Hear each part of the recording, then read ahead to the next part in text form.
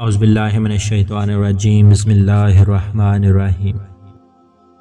ایک بزرگ نے بڑا عبرت ناک واقعہ سنایا کہ ان کے زمانے میں ایک بہت بڑے عالم تھے۔ جب ان کا انتقال ہو گیا تو اس عالم کے انتقال کے بعد ان کے کسی شاگرد نے ان کو خواب میں دیکھا کہ برہنہ جسم کے ساتھ ایک چٹیل میدان میں دوپہر کی سخت گرمی سے بے چین اور پریشان ہو کر ادھر سے ادھر دوڑ رہے ہیں، بے قرار اور بے چین ہیں۔ اس شاگرد نے ان سے پوچھا کہ حضرت آپ تو ساری زندگی اطاعت و عبادات اور خدمت دین میں گزاری، مخلوق کی اصلاح اور تربیت میں گزاری، کیا ان میں سے کوئی عبادت قبول نہیں ہوئی؟ انہوں نے جواب میں ارشاد فرمایا ایسا نہیں ہے، بلکہ اللہ تعالیٰ نے جن اعمال صالحہ کی توفیق دی تھی وہ سب قبول ہو گئے، لیکن جس عذاب میں میں مبتلا ہوں وہ ایک سوئی کی وجہ سے ہو رہا ہے۔ شاگرد نے پوچھا وہ کیسے؟ انہوں نے جواب دیا کہ انتقال سے چند روز پہلے میں اپنا کپڑا سینے کے لیے اپنے ایک پڑوسی سے سوئی مانگ لایا تھا اور پھر کپڑا اسی کرسوئی الماری میں رکھ دی اور واپس کرنا یاد نہ رہا۔ اس کے بعد میرا انتقال ہو گیا۔ اب یہ عذاب جو تم دیکھ رہے ہو اسی ایک سوئی کی وجہ سے ہو رہا ہے۔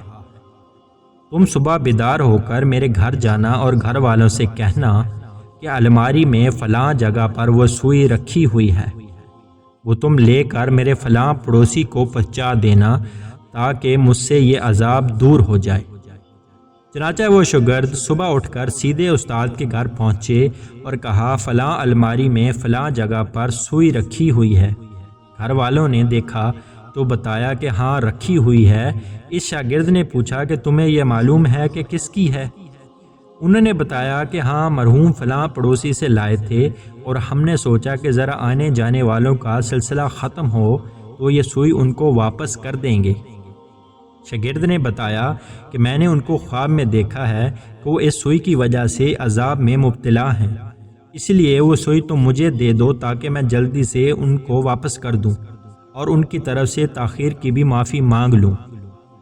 چنانچہ اس شاگرد نے وہ سوئی لے کر پڑوسی کو واپس کر دی اور ان کو بتایا کہ حضرت کو اس سوئی کی وجہ سے عذاب ہو رہا ہے۔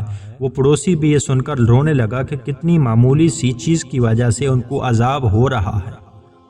میں اللہ کے لیے ان کو معاف کر دیا، یا اللہ آپ بھی اپنی رحمت سے ان کو معاف فرما دیں اور ان کا عذاب دور فرما دیں۔